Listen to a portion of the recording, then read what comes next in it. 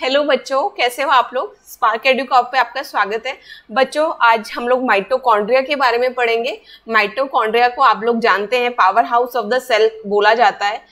इसके अलावा इसके बहुत सारे नाम हैं। इसको फिला भी बोला गया है, इसको बायोप्लास्ट के नाम से भी जाना जाता है और इसको सेक्रोसोम भी कहा गया है। तो क्या है इन सब चीज़ों का मतलब, क्यों इसको power house of the cell बोला जाता है, आज मैं आपको यही चीज़ डिटेल में समझाऊंगी। तो स्टार्ट करते हैं बच्चों।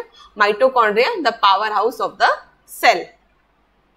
तो माइटोकॉन्ड्रिया, तो बच्चे इस सबसे पहले मैं आपको एक यहाँ पे इंपॉर्टेंट चीज बता देती हूँ। एक इंपॉर्टेंट क्वेश्चन अराइज होके आता है कि कौन सा ऐसा स्ट्रक्चर है प्रोकैरियोट्स का, कौन सा ऐसा पार्ट है प्रोकैरियोटिक सेल का जो एनालॉगस है माइटोकॉन्ड्रिया से। The answer will be mesosome. Mesosome, जो मीजोजोम का स्ट्रक्चर है, मैं एक प्रोकैरियोटिक सेल बना देती हूँ। ये देखिए मीजोजोम का ऐसा कुछ स्ट्रक्चर होता है। तो ये जो मीजोजोम है ये किसकी तरह एनालॉगस है, माइटोकॉन्ड्रिया की तरह इसका, और माइटोकॉन्ड्रिया का जो फंक्शन है वो सेम है। ये सेलुलर रेस्पिरेशन में हेल्प करता है सेल को, सो इसीलिए इसको एनालॉगस बोला गया है। तो माइटोकॉन्ड्रिया सबसे पहले किसने इसको डिस्कवर किया था। माइटोकॉन्ड्रिया को सबसे पहले डिस्कवर किया था कॉलिकर ने 1850 में। और इन्होंने क्या नाम दिया था इसका, इन्होंने दिया था इसका नाम सार्कोजोम्स। इन्होंने सार्कोजोम्स इसको बोला था। तो ये कहाँ मिलते हैं, ये इन्होंने कहाँ देखे थे, फ्लाइट मसल सेल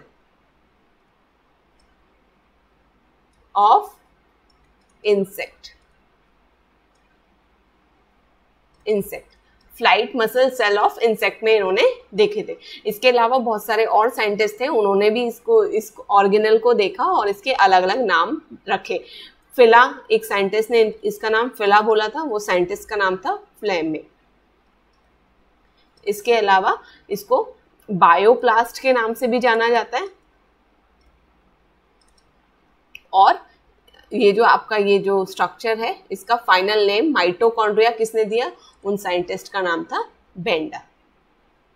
तो the term mitochondria was given by Benda. Sarcosome Kolliker ने बोला था, फ्लेमिंग ने फ्लेमिंग ने बोला था, बायोप्लास्ट एच मैन एक करके साइंटिस्ट थे, उन्होंने इसको बायोप्लास्ट के नाम से इसको बताया था। बट ये स्ट्रक्चर माइटोकॉन्ड्रिया ही है। सबने इसके नाम अलग अलग बताए थे बट स्ट्रक्चर सेम है। ये प्रोकैरियोट के मीजोजोम के स्ट्रक्चर से एनालॉगस है, उसकी तरह ही दिखता है। दिखता नहीं है एक्चुअली, फंक्शन सेम है, दोनों का काम यही है। तो ये है बच्चे स्ट्रक्चर, देख लीजिए आपको यहाँ पे जूम इन करके दिया हुआ है, इनर मेम्ब्रेन आउटर मेम्ब्रेन, ये आपका माइटोकॉन्ड्रिया का स्ट्रक्चर है। तो फंक्शन क्या है माइटोकॉन्ड्रिया, क्यों इतना इंपॉर्टेंट माना जाता है, ये क्या करता है, ये ग्लूकोज जो होता है उससे एटीपी बनाने का, उससे एटीपी रिलीज करने का काम करता है। एटीपी की फुल फॉर्म क्या होती है, एडिनोसिन ट्राइफॉस्फेट। क्या होती है एटीपी की full form, adenosine triphosphate. ATP primary energy molecule होता है, इसको रिलीज करने में हेल्प करता है माइटोकॉन्ड्रिया। तो यहाँ पे बच्चे मैं इसका स्ट्रक्चर आपको थोड़ा डिटेल में समझा देती हूँ। मैं एक स्ट्रक्चर बना लेती हूँ। ये मैंने बनाया माइटोकॉन्ड्रिया का आउटर मेम्ब्रेन, ये हो जाएगा आउटर मेम्ब्रेन, आउटर मेम्ब्रेन। इसके अंदर जो इनर वाला मेम्ब्रेन है बच्चे, ये बहुत फोल्डेड होता है, कुछ ज़्यादा ही फोल्डेड स्ट्रक्चर होता है। ये इतना फोल्डेड क्यों होता है, to increase the surface area for cellular respiration. ये ऐसे होता है स्ट्रक्चर। तो ये जो फोल्ड्स होते हैं बेटे, इनको बोलते हैं क्रिस्टे। ये जो फोल्ड्स आपको दिख रहे हैं इसको क्रिस्टे बोलते हैं। इसके अलावा ये देखिए, मैं जो अंदर वाला येलो कलर कर रही हूँ, ये जो स्ट्रक्चर है, जो अंदर वाला जो पोर्शन होगा, इस पोर्शन में एक फ्लूइड भरा होता है, जेली लाइक सब्सटेंस, उसको बोलते हैं, उसको मैट्रिक्स भी बोल देते हैं। और ये देखिए इसको मैट्रिक्स या ल्यूमेन, इस स्ट्रक्चर को ल्यूमेन या फिर मैट्रिक्स बोला जाता है। इसमें बहुत सारे एंजाइम्स होते हैं, इसके अंदर और भी बहुत सारे स्ट्रक्चर हैं जिसके बारे में मैं अभी आपको बताऊंगी। तो ये देखिए बच्चे, जो ये बीच में स्पेस है, आउटर और इनर मेम्ब्रेन का जो स्पेस है, इसको क्या बोला जाता है, मैं आपको इसमें कलर करके बता देती हूँ। लेट्स से रेड कलर कर देती हूँ मैं यहाँ पे। सिर्फ ये स्पेस जो होगा, इनर और आउटर मेम्ब्रेन का ये जो स्पेस होगा बच्चे, इसको क्या बोला जाता है? इसको बोला जाता है आपका, ये है इंटर मेम्ब्रेन स्पेस। ये एक ऐसा मेम्ब्रेन है बेटा, ये एक ऐसा ऑर्गेनल है जिसमें दो मेम्ब्रेन होते हैं, दो मेम्ब्रेन। तो और कौन कौन से ऑर्गेनल्स में दो मेम्ब्रेन हमने पढ़े हैं? हमने न्यूक्लियस में डबल मेम्ब्रेन पढ़ा हुआ है, हमने प्लास्टिड्स में डबल, और आपके माइटोकॉन्ड्रिया में डबल मेम्ब्रेन होते हैं। तो देखिए मैट्रिक्स आप देखिए कहाँ पे है, इनर मेम्ब्रेन, माइटोकॉन्ड्रियल डीएनए। अब ये इंपॉर्टेंट है, माइटोकॉन्ड्रियल डीएनए, सेल के अंदर डीएनए होता है, फिर माइटोकॉन्ड्रिया के अंदर डीएनए, राइबोसोम्स, ये आपको मैं अभी बताती हूँ। ये इंपॉर्टेंट चीज़ है बच्चे इसमें, राइबोसोम्स और डीएनए, माइटोकॉन्ड्रियल डीएनए। तो यहाँ पे मैं फिर से एक बार माइटोकॉन्ड्रिया बना देती हूँ आपके लिए। ये देखिए ये आपका माइटोकॉन्ड्रिया हो गया। माइटोकॉन्ड्रिया क्या करता है बच्चे? इसके अंदर क्या होता है? इसके अंदर खुद के सर्कुलर डीएनए होते हैं। मान लीजिए एक सेल है, सेल के अंदर अपना न्यूक्लियस है और इसके पास अपने क्रोमोसोम या अपना डीएनए है। फिर माइटोकॉन्ड्रिया के पास अपने खुद के डीएनए होते हैं, इसके पास अपने राइबोसोम्स होते हैं, खुद के राइबोसोम सेल के अंदर भी हैं। तो क्यों है इसके अंदर भी, माइटोकॉन्ड्रिया के अंदर भी ये स्पेशल अलग से राइबोसोम, अलग से सर्कुलर डीएनए है, तो आरएनए भी होगा, वो डीएनए से आरएनए भी बना हुआ, इसके पास अपना पर्सनल आरएनए, डीएनए और सर्कुलर और राइबोसोम होते हैं। तो देखिए यहाँ पे मैं लिख देती हूँ सर्कुलर डीएनए, यहाँ पे आरएनए, और इसके पास जो राइबोसोम होते हैं बच्चे, वो कौन से होते हैं? वो 70S राइबोसोम। सेल के पास 80S होते हैं, 80S। तो ये सारे के सारे ऑर्गेनल्स इसके पास हैं। तो ये एक बड़े सेल में एक छोटे सेल की तरह एक्ट करता है। जैसे कि बड़े सेल में, क्योंकि इसके पास सारी चीज़ें खुद की हैं, अपनी एक इंडिविजुअल सेल की तरह एक्ट करता है। तो ये देखिए इसमें ये सारी चीज़ें होती हैं। इसके अलावा इसमें मैट्रिक्स होता है, ल्यूमेन, जिसमें और उसमें बहुत सारे एंजाइम्स भी होते हैं। तो आगे बच्चे मैं डिटेल में बताती हूँ इनका क्या क्या फंक्शन है, क्यों इसमें 70S राइबोसोम है, क्या है फंक्शन सर्कुलर डीएनए का, आरएनए का। बेटा ये है एक बहुत फेमस थ्योरी, एंडोसिम्बायोसिस थ्योरी। एंडोसिम्बायोसिस थ्योरी क्या कहती है? आपकी एंडोसिम्बायोसिस थ्योरी कहती है कि जो ये आपके यूकैरियोटिक सेल हैं, यूकारियोटिक सेल हैं, ये पहले प्रोकैरियोट थे।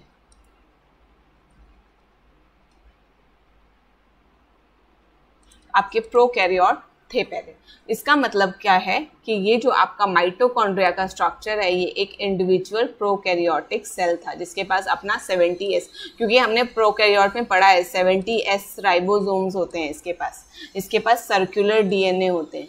तो ये सारी की सारी कैरेक्टरिस्टिक्स माइटोकॉन्ड्रिया के अंदर हैं। और एक और स्ट्रक्चर है, एक और ऑर्गेनल है जिसके अंदर ये सारी चीज़ें होंगी, वो है क्लोरोप्लास्ट।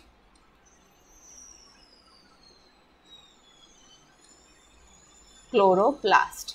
तो ये जो क्लोरोप्लास्ट है इसमें भी 70S राइबोसोम अपना अलग होता है। तो बच्चे ये एक थ्योरी थी जिन्होंने एंडोसिम्बायोसिस, जो क्या कहती है, जो ये कहती है, मैं आपको बताती हूँ ये क्या कहती है। आपकी ये वाली थ्योरी ये बोलती है कि एक बड़ा सेल है जिसने एक छोटे सेल को एनगल्फ कर लिया है। मान लीजिए ये आपका एक बड़ा सेल, मैं यहाँ पे बना लेती हूँ, बड़ा सेल जिसके पास अपना न्यूक्लियस है, डबल मेम्ब्रेन न्यूक्लियस है, और यहाँ पे एक माइटोकॉन्ड्रिया है जो एक अपना इंडिविजुअल सेल है। तो आपकी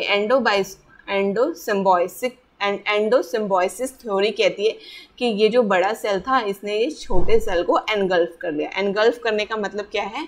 अपने अंदर इसको ले लिया। तो अपने अंदर लेने का मतलब क्या है? ये सेल जब इसके अंदर गया तो इसने मरने से मना कर दिया कि I don't want to die but I will support you, I will help you to survive. तो माइटोकॉन्ड्रिया इस सेल के अंदर जाके एज एन इंडिविजुअल सेल जिसके पास अपना डीएनए है, अपना आरएनए है, अपना और क्या है, राइबोसोम अपना राइबोसोम है, ये सारी चीज़ें हैं अपनी, और ये खुद से अपने आप को डिवीजन करता है, बाइनरी फिजन से, खुद ही डिवीजन करता है। तो ये हो गया माइटोकॉन्ड्रिया का एंडोसिम्बायोसिस थ्योरी, जो ये कहती है कि एक बड़े सेल ने एक छोटे सेल को एनगल्फ कर लिया, अब ये सेल इसी बड़े सेल के अंदर रहता है और अपने सारे फंक्शंस खुद परफॉर्म करता है लाइक एन इंडिविजुअल। तो काफ़ी इंपॉर्टेंट स्ट्रक्चर है इसका, काफ़ी इंपॉर्टेंट है क्योंकि इसके अंदर अपना अलग आरएनए, अपना अलग डीएनए, अपना अलग राइबोसोम है। ऐसे ही सेम क्लोरोप्लास्ट का बच्चे, in may be in future classes में आपको क्लोरोप्लास्ट का भी सारा स्ट्रक्चर और इसके फंक्शंस एक्सप्लेन करूंगी। तो ये हो गया आपको, ये आपको आई होप आपको समझ में आई होगी एंडोसिम्बायोसिस थ्योरी, जो क्या कहती है कि एक बड़े सेल ने एक छोटे सेल को एनगल्फ कर लिया, now it is living inside that cell. Mitochondria इसीलिए एक इंडिविजुअल सेल की तरह बड़े सेल में रहता है। ओके, देखिए ये यहीं पे ये सारा स्ट्रक्चर दिया हुआ है। पहले क्या हुआ था, यहाँ पे देखिए सबसे पहले माइटोकॉन्ड्रिया को इसने एनगल्फ कर लिया, उसके बाद यहाँ पे इसने क्लोरोप्लास्ट को भी एनगल्फ कर लिया, और ये आपका मॉडर्न फोटोसिंथेटिक यूकैरियोट और आपका मॉडर्न हेट्रोट्रॉफिक यूकैरियोट। ये देखिए इसमें माइटोकॉन्ड्रिया और आपके chloroplast as an individual cell अपनी अलग से अपना खुद का डिवीजन कर रहे हैं, अपनी मर्जी से रह रहे हैं, अपना डिवीजन खुद से करते हैं, अपना खुद का आरएनए, डीएनए और खुद के राइबोसोम, 70S राइबोसोम्स इनके पास हैं। आगे चलते हैं बच्चे। अब फंक्शन क्या है इसका, क्यों इसको power house of the cell बोला जाता है, ये इंपॉर्टेंट है बच्चे, ये इंपॉर्टेंट है। इसके लिए आपको सेल्यूलर रेस्पिरेशन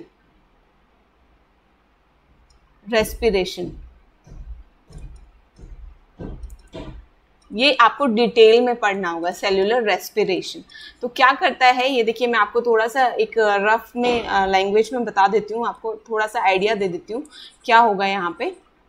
बच्चे यहाँ पे क्या होता है, सेल के बाहर मैं एक सेल ड्रॉ कर लेती हूँ, ये एक सेल है और इसके अंदर ये आपका एक माइटोकॉन्ड्रिया है।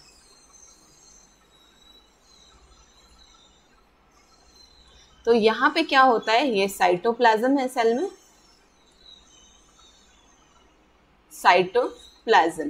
साइटोप्लाज्म में क्या हो रहा है, जो ग्लूकोज प्रेजेंट है, ग्लूकोज इससे क्या बन रहा है, इससे बन रहा है पाइरुवेट।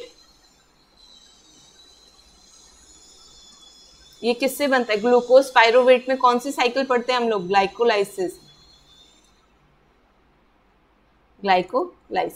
तो ग्लाइकोलाइसिस से क्या बन रहा है, ग्लूकोज पाइरुवेट में बन रहा है। ये पाइरुवेट जाता है अंदर जाने के बाद यहाँ पे आपके जो ये ल्यूमन है, ल्यूमन में बहुत सारे एंजाइम्स प्रेजेंट है, बहुत सारे एंजाइम्स प्रेजेंट है माइटोकॉन्ड्रिया में। तो यहाँ पे चलती है बच्चे क्रैब साइकिल,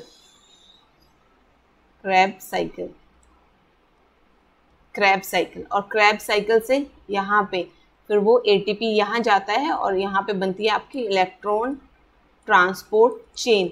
बच्चे ये electron transport chain, Krebs cycle, glycolysis, ये अलग से इंडिविजुअल टॉपिक्स हैं जो हम लोग सेल्यूलर रेस्पिरेशन में पढ़ते हैं। तो मे बी फ्यूचर में मैं सारी की सारी चीज़ें आपको एक्सप्लेन करूंगी, I will make videos on this also.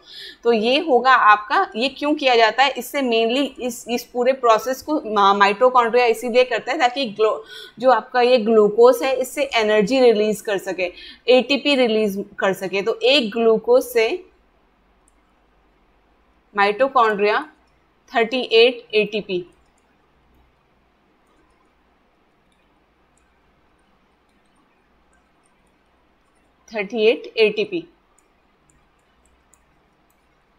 Release करता है, बनाता है। तो ये देखिए, तो इस एटीपी को क्या बोलते हैं, एनर्जी करेंसी